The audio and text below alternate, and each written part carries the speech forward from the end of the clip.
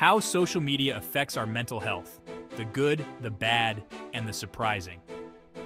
Did you know that the average person spends over 2 hours a day on social media? And if you're anything like me, sometimes you wonder if you're really using that time well, you know? Today we're talking about social media and its impact on mental health. We're going deep into the good, the bad, and the surprising. Social media provides a feeling of connection. Remember when you had to call your friends to see what they were up to? Now, with a few taps, you can see pictures of your niece's birthday party, your college roommate's new puppy, and know that your high school best friend is eating tacos in Mexico City. Social media can be a lifeline for people who feel isolated. Online support groups provide a sense of community and understanding. But online connection is not a replacement for real-life interaction. It's all about balance, you know? Social media shines a light on important issues and amplifies marginalized voices. Create a hashtag, share your story, and reach millions. It's a powerful tool for social justice, environmental activism, and political organizing. From #BlackLivesMatter to #MeToo, it brings attention to systemic injustice. Social media can be an incredible tool for positive change. Social media can also provide access to valuable resources, especially in the realm of mental health. Remember the days when finding mental health information meant like awkwardly browsing the self-help aisle at the bookstore or trying to decipher medical jargon in a textbook? Yeah, not exactly the most welcoming or accessible experience. But now with social media, we have a wealth of information, support, and resources literally at our fingertips. Therapists, counselors, and mental health advocates are using platforms like Instagram, TikTok, and YouTube to share information, answer questions, and break down the stigma surrounding mental health. You can find everything from guided meditations and breathing exercises to tips for managing anxiety and coping with depression, all from the comfort of your own phone.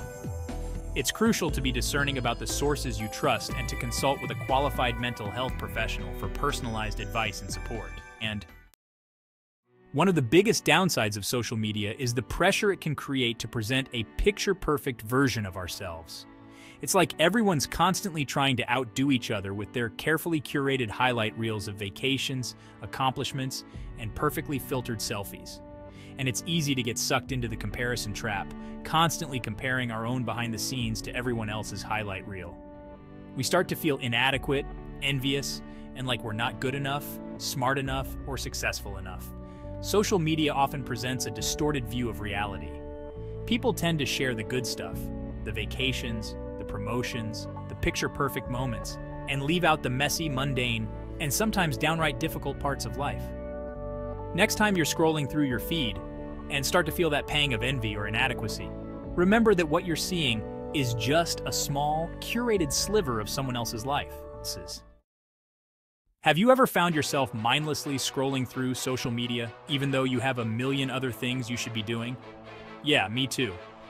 Social media platforms are designed to be addictive. They use algorithms and notifications to keep us hooked, constantly feeding us little hits of dopamine, that feel-good chemical in our brains. Every time we get a like, comment, or new follower, it's a vicious cycle. We get a notification, we get a little dopamine rush, we want more, so we keep scrolling, liking, and commenting. This constant stimulation can have a negative impact on our mental health. It can lead to anxiety, depression, sleep problems, and difficulty focusing. Once we understand how these platforms are designed to keep us hooked, we can start to break free from the cycle. While social media can be a powerful tool for connection and community, it also has a dark side. Cyberbullying, harassment, and online hate speech are all too common, and they can have a devastating impact on mental health. Behind the anonymity of screens, people often feel emboldened to say and do things they would never dream of doing in person. And the effects of online cruelty can be just as real and damaging as offline bullying. This constant negativity can take a toll on self-esteem, leading to anxiety, depression, and even suicidal thoughts. We all have a responsibility to create a safer and more respectful online environment. That means standing up to cyberbullying when we see it, reporting harassment to platform administrators, and being mindful of our own words and actions. Remember, your mental health is more important than any online interaction. Raise your hand if you're guilty of scrolling through social media in bed, right before you turn off the lights. But did you know that all that screen time before bed could be messing with your sleep? Our devices emit blue light, which our brains interpret as daylight. This blue light suppresses melatonin, the hormone that helps regulate our sleep-wake cycle. So, when we expose ourselves to blue light before bed, it's like telling our brains to stay awake, even though our bodies are exhausted. When we don't get enough sleep, we're more likely to feel stressed, anxious, irritable, and depressed. Try to avoid screen time for at least an hour before bed. Make sure your bedroom is dark, quiet, and cool, the ideal environment for a restful night's sleep. Ever scrolled through your Instagram feed on a Saturday night, seeing everyone else's perfectly curated fun, and felt a pang of, well, sadness? Like you're missing out on some epic adventure that everyone else is in on? That, my friends, is the dreaded FOMO, fear of missing out. Social media, with its constant stream of perfectly filtered lives, can be a breeding ground for FOMO.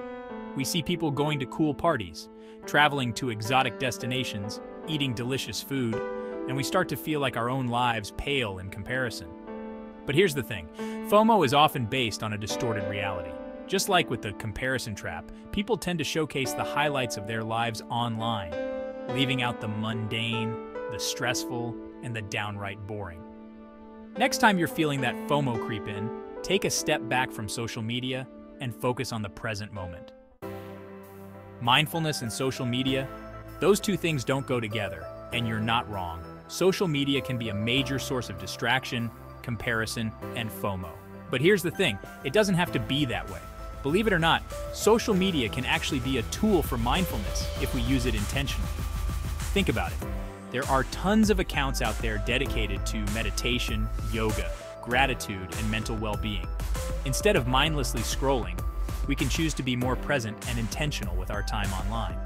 We can unfollow accounts that make us feel bad and follow accounts that inspire us, educate us, or make us laugh. We all know we probably spend too much time staring at screens.